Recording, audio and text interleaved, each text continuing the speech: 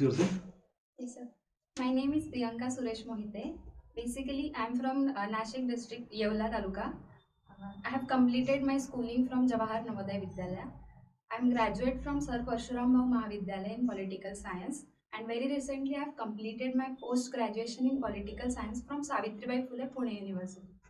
Okay, so very interesting subject you have pursued too. Do you think that doing political science helps in politics? Sir, uh, so considering my basic knowledge about political science, it can be helpful in politics as well, because considering the present scenario, we should be aware about what exactly is happening, and we should have the at least theoretical knowledge of basic things about the politics, which can be implemented in the actual politics as well. But this is not basically the criteria as that you should have the theoretical knowledge if you want to pursue career in politics as such. Okay. It is recently discussed that every country has their own formula for democracy, and there is no universal democracy as idea. Do you also agree with this discussion, or what is your opinion on that? Considering the concept of democracy, definitely it can be considered that it has the varied versions as per each country, and varied models as well. But I think the basic criteria and the basic principles that democracy has is about people's participation and active civic participation is the main thing. So considering the other facets like uh, trinity of liberty, equality and fraternity can be the basic model, but as per the country there can be variations as So well. have you heard about grassroots democracy? Yes, sir. So can that be called as a true format of democracy?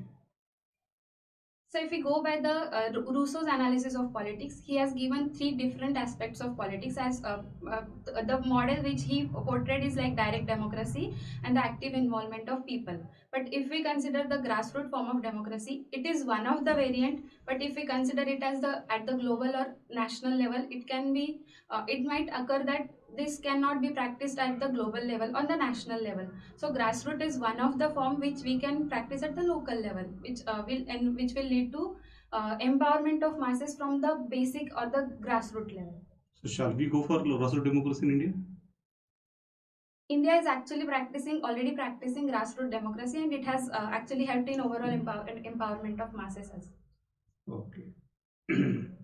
Is it true that India is the mother of democracy? Considering the ancient roots of democracy, India can be and must be considered as the mother of democracy, and the practice that we are following in the present day definitely has the roots in it. And considering the present scenario as well, the practices that India is presently following are actually not so new to India, because if we find the notes of democracy in the ancient time, we even find it in the Dhamma of Buddhism, or also in the eras of ancient times as such. So it can be Any considered. examples of Indian democracy in ancient India?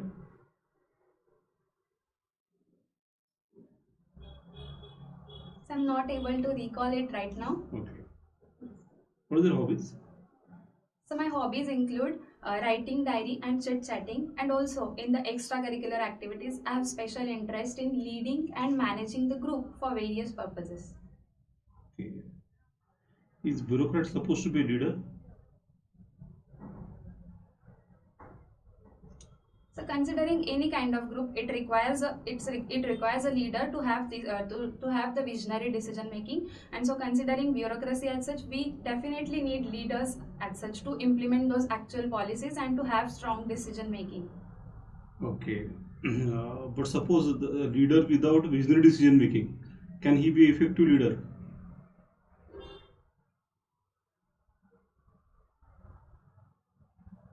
To be an effective leader, it is required to have a vision, and if the person doesn't possess that quality, then with the passing of time, he definitely can improve that quality, so that it can be helpful not just for himself but for the larger goal of that group as such. Okay. So what is the most amazing factor you found in group dynamics? Any particular threat or particular aspect or angle for group dynamics you found is worth sharing? But when the group come together, how they work, or what exactly are the different traits they show? which are different than when they are individual, and when they are in group, they may be something else. So the basic demand of working in the group is about coordination and cohesion. Actively involving in any group is one of the main thing. So which we cannot practice with ourselves as such, because while interacting with ourselves or having introspecting ourselves, we do not we do the conversation. But when it comes to working in the team, we have to consider not just the thoughts of ourselves, or not just have to portray ourselves, but we should take the decisions of others. And I think this is the main thing that builds a strong foundation in that group activity. Okay. Do you know that India is supporting the one China policy or not? So considering the ministerial level, India is supporting one China policy, but at the same time, India is in favor of Taiwan's own interest assertion. Or when it comes to talking about Hong Kong's rights, India is supporting strongly the Hong Kong, but at the ministerial level, India is supportive. But don't you think it's a high time that we should force the China to accept the one India policy first, and then support the one China policy? No? They are not supporting us in Kashmir. Then why we should support them in Taiwan? Isn't it? So I think what we cannot force anyone to do something, because that is not the part of our Panchashil, and each country has their own interest. But India can not putting the pressure, but definitely India can convince them that since we are doing something for you and we are considering your policy and respecting your own domestic and your own sovereignty, so considering India's interest, we can perceive them to consider our own what are our needs and consider our issue in the United Nations as such. No, it's not about United Nations. Overall, if they think that Taiwan is their part, and we think that Kashmir is our part, it's the common sense that if they think Taiwan is their part and we accept it as a one China policy, then they should accept that Kashmir is India's concern, and they should support our one India policy. No? And if they do not, shall we recognize that Taiwan as an independent country? Considering the domestic interest, India should definitely assert that Kashmir is part of India, and they must accept it. And if they cannot, then India in the longer term, India can think about it. But in the shorter term, I don't feel that India should go for this separate independent status of Taiwan, because what Taiwan would require, it should come from their own interest, and they should strongly assert it in their own way. Who, Taiwan? Taiwan. They have already asserted it. What else per country can do to assert? They have done everything to assert. Then I think but still I think that India cannot take that strong position as such in the shorter term itself, because it might have the negative repercussions in the geopolitical context. I'm not saying that India is fearful about China's negative actions or China's use of military or hard power, but I feel whatever a country takes decision, it is in their own interest. Yeah, of course. So you support the international relationship based on principles, or what they call as real politic. So what is support? Principles? The relationship should be based on, or it should be based on real politic, which is not about principles but about the reality of the time. Considering the present scenario, real politic is the only way, because as asserted by our external affairs minister, that in the geopolitical interest of in the geopolitical scenario and the global theaters, India must work as per the real politic. But at the same time, we cannot deny or completely reject the basic principles and the basic policies that India is following since long time. Okay. So while we are so proud of being our democracy and democratic structure, without democracy, China has given their own people a better standard of living and a better income, a better life. What they made different, or how their system is then better than us? Shall we shift to their system then? So having better life not just mean that having economic welfare or a better standard of living, but they have got rid of BPL. India is having their number of BPL still, crores. China does not have BPL. Zero BPL there. considering the present scenario, it might appear that they have flourished their economy and they have come out of the below poverty line. But if we go by the human rights analysis, we have seen that there have been many instances where there have been infringement of basic freedom and the basic rights of them. So following Chinese model, I don't think can be helpful in Indian context, because what Indian democracy is practicing is as per the principles and as per the basic structure of the constitution as well. Now we're discussing beyond that. Something has gone wrong in our system. If you are not able to bring our people the good prosperity and not able to elevate them out of poverty and not able to give them better standard of living, as China was able to do it. So what this is, the Chinese way of development is better than what India claims the Indian way of development. What do you think of that? What China has developed as is basically due to their economic model and not about democratic model, because their economy has been flourished, and this is the That is correct, no? But yes. So which is the economic model? You know, what is the economic model? Socialist, I'm not sure, but I think socialist and communist model of democracy, which they followed. That is a that is a political model or the economic model? I'm not sure about it. Okay. I will read about it definitely. What is the headline in today's newspaper? Sorry, sir, I haven't gone through the newspaper. Yesterday? Yesterday, I have read about the Maratha reservation in Maharashtra case. The main headline This was is like very interesting things happening. That do we give the reservation on class basis or caste basis in India? earlier it was based on caste basis, and now in case of Maratha reservation, we are giving it based on the social and economic backwardness. Earlier we changed the constitution. Which? Sir, can you please repeat? Can we change? Have we changed the constitution in between? No, sir. Then The Article 16 provides us with positive discrimination or affirmative action for those sections that are economically or socially backward. So considering this Maratha reservation, the criteria has been economic one, class basis. okay. Then for that there is a EWS, economic basis. There is a reservation called the EWS. No? So they are demanding that. Sir, they are demanding reservation not for the separate quota, but they are demanding the reservation in OBC quota itself, the backward class. So they are not demanding EWS, that means.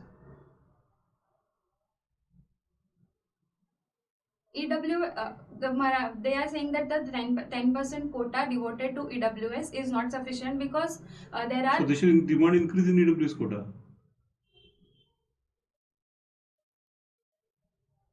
I think what I'm trying to tell is EWS is about economy, and what they are demanding is they just demand they want separate Kunbi certificate so that they can get the benefit in the OBC quota. What you said, it's socially and economically backwardness, no?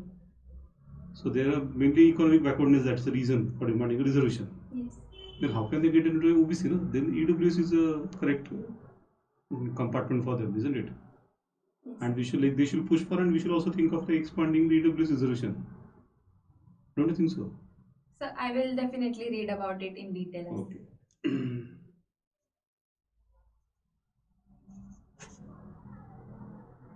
Recently, the issue has come up to give the women a holiday in the the menstrual cycles, MC.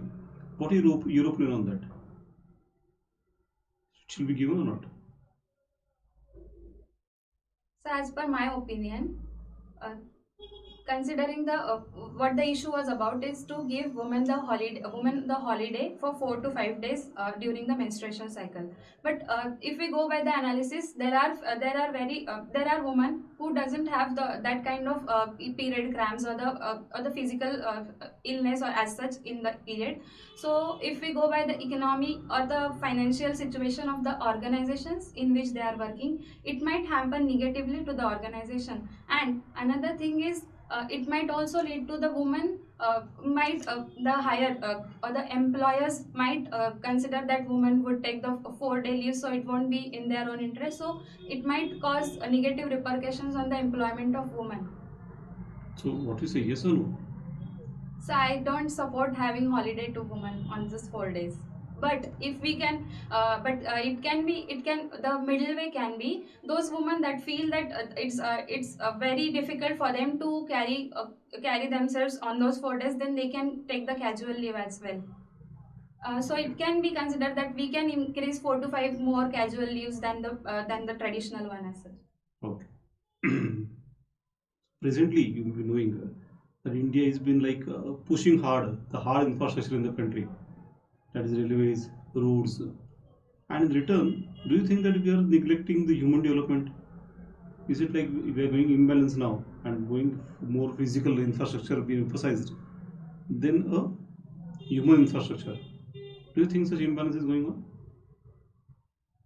So considering the parameters of human development, infrastructure is one of the part, because if we want to provide people with healthy life, clean environment and sanitation, which is also enshrined in our sustainable development goals, then physical infrastructure forms one of the part of it.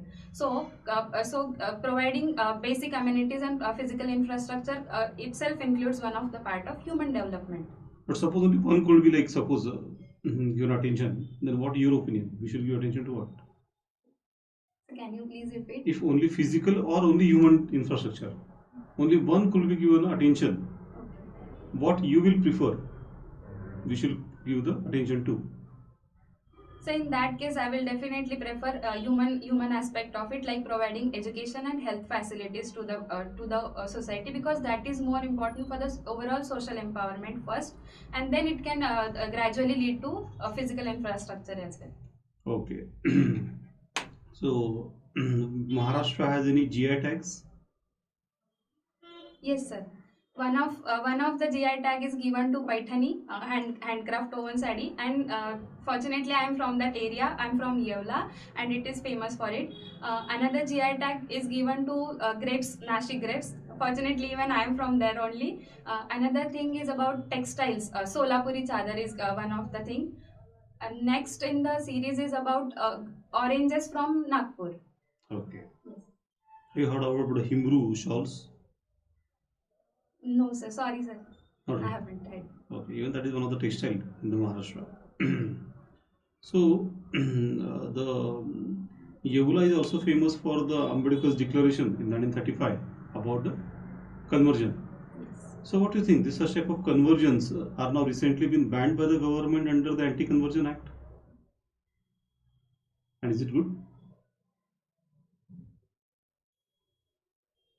Considering the context and the reasons behind conversion that Ambedkar thought of was about, uh, he was of the opinion that what he declared in Yevla was that though he is born in Hindu caste, but Hindu religion, but he won't die as Hindu. So the reason for his conversion was about, the main reason was about untouchability and the social discrimination that the Dalits were facing.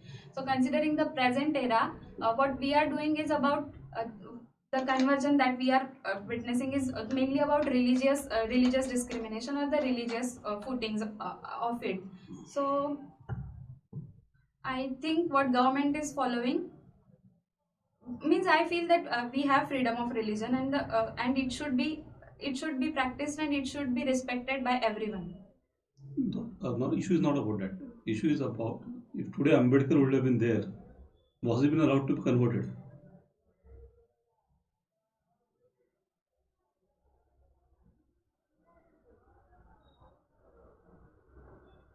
Yes, sir, he might have been, because Every we state have. in India has anti-conversion acts. So I will definitely think and read about it again. Which are the three main issues Maharashtra is facing, do you think?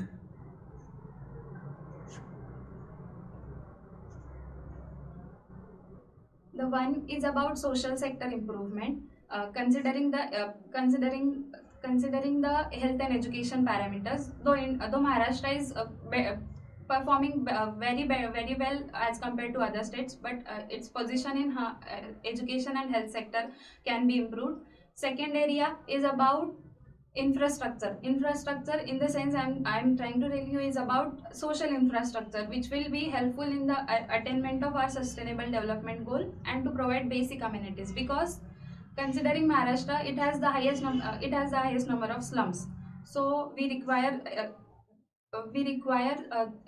infrastructure for social improvement. And the third thing can be improved in the context of environment. Climate change has been impacting Maharashtra because Maharashtra is agro-based economy. So it can be improved in the context, and this is the main reason. Climate change is a global issue. What alone Maharashtra can do? Yes, climate change is global issue, but if we go by the grassroots improvement, then Maharashtra, since Maharashtra is based on agroeconomy, so it is impacting it more. So Maharashtra is agro. How much of the GDP of Maharashtra comes from agriculture?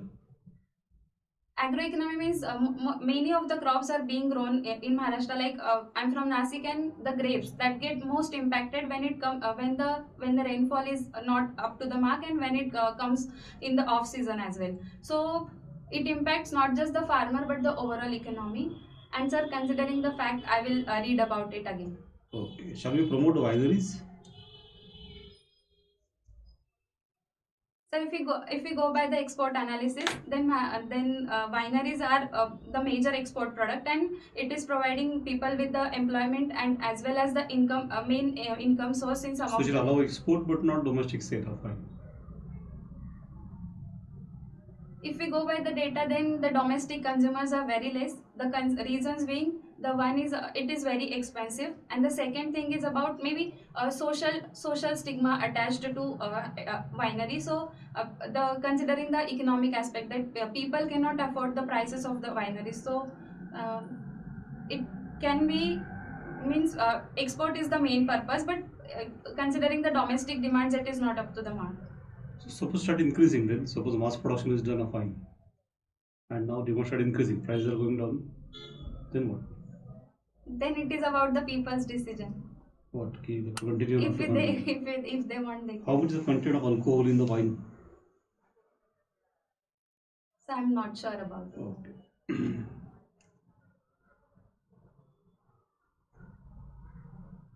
Maharashtra has been facing the social infrastructure issues, you said, slums especially.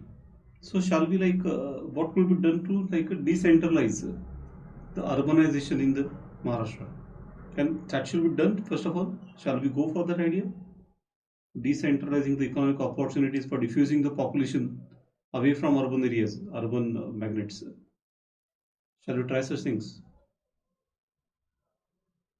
So development should be the ultimate aim. It can be in the rural areas as well as the urban areas, and the ultimate decision we should left to the people as to where they want to What do you be. mean by people? Who means who? Who? You, me, who? People means who? Means sir, we should not categorize as this should be the area that we should do the development. We should spend equally on the rural areas as well as the urban areas, and it is about the people's discretion. Means people means the general public have their own discretion to live in rural areas or the urban areas. Is that Because they decide? If people economic opportunities are considered in the cities, is it at their choice to come or not to come? Do they think you think really they had a choice? Is it those who have migrated to cities they really had a choice and therefore they migrated? sir, if we go by the COVID crisis, if we think about the COVID crisis, there have been the situation that people returned back to villages. So in that case, we found that there is lack of infrastructure in villages. So we should prioritize both the areas, means rural and urban. Because demand can be means urbanization is definitely the one thing that we should focus upon, but rural development we cannot neglect. Okay. Is bullet train required really for Maharashtra? What do you think?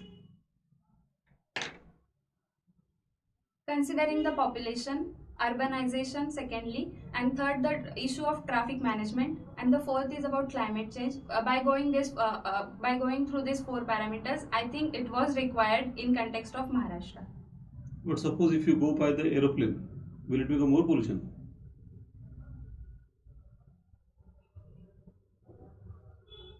So it is about expenses and the affordability of the transport. It's costly. The ticket is going to be 3,500 rupees. One time travel. Plane, if you book 2 months earlier, give 2,000 rupees ticket from Mumbai to Ahmedabad. Isn't it? So it's cheaper to go by plane than going by bullet train. So having the basic infrastructure can be helpful in the overall transport sector. So having bullet train can be helpful in Maharashtra. Does China has their own technology of bullet train? Sorry, sir, I don't know. I will read about it. Does India has own technology of bullet train? So can I guess? Mm-hmm. I think India has collaborated with Japan. I'm not sure whether it is about metro or I'm not sure, but I will read about it. Okay. Okay. What is your goal of life? So in the short term, I have an aspiration to become civil servant, and in the longer term, I want to serve the public through various ways and to bring positive change in the lives of not just myself, my family, but of the whole society. So bureaucrat is a public servant or government servant? So it is considered as civil service, and so he is a public servant. Though he is under the control of government, but the aim for which he is working is actually about public as such. So he is under government or he is under the state? He is under the state. Sorry, sir. Not under government. Yes. Okay. Okay. Thank you.